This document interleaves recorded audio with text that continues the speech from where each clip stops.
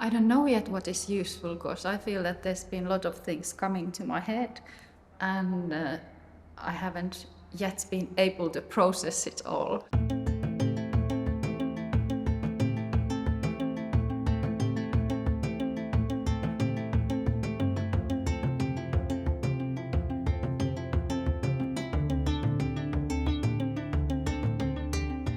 Fundamentally, I'm a dancer. That's how I relate to the world. I feel like I'm kind of in a sort of transitional phase. It does seem that the structures that we're living in place less and less value on supporting art and artists at the moment. Artist is not something strange or unique, or it shouldn't be romanticized.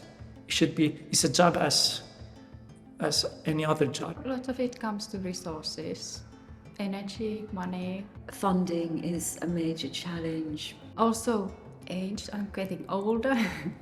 I think there is ageism in dance. I look back and figure out like, okay, what have I done so far and what would make sense for me personally going forward? How do I kind of make it sustainable for myself?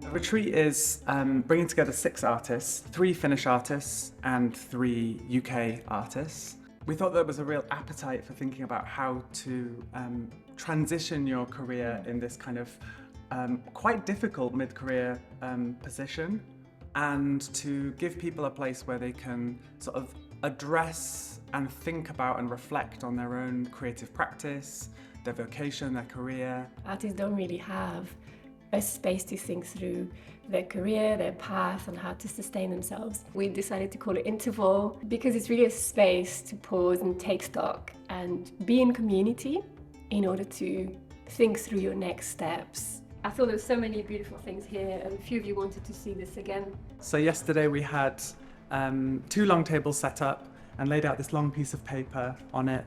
And the invitation was, how do you currently build sustainability in your practice, in your creative life? But really we wanted to create a space that was supportive for reflection, introspection, and also a possibility to take action. There's an opportunity to review your vision around what your work's doing, both for yourself and your life. We're really trying to encourage this sense of discernment. Yeah.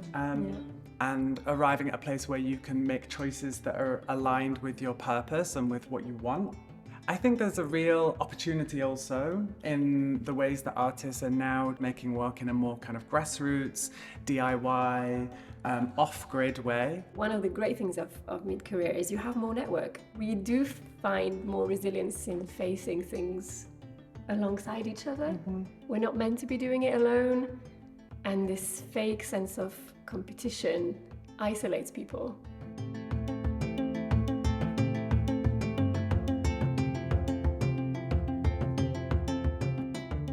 There's been a lot of really fruitful discussions that have been really inspiring and kind of eye-opening.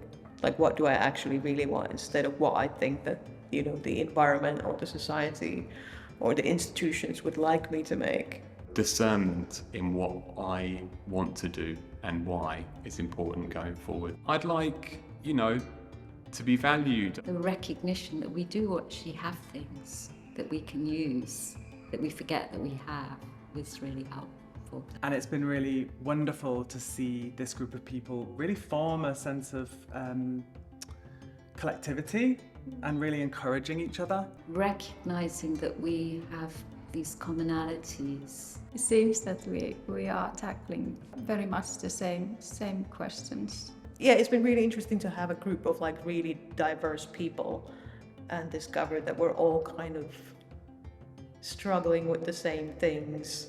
Just having that experience of 2 locations in the world means that there's already a fertile ground for more ways of thinking.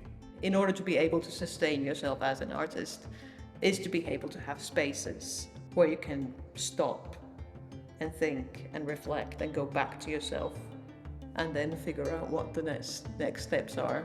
I think it prevents you from burning out if that is there. And I think we need more spaces for that. I'd love to be dancing and performing in my 80s and see what that feels like. I wish I we could have a few more days or one more day. Yeah. Dancers have survived very, very many circumstances and situations. So will us too.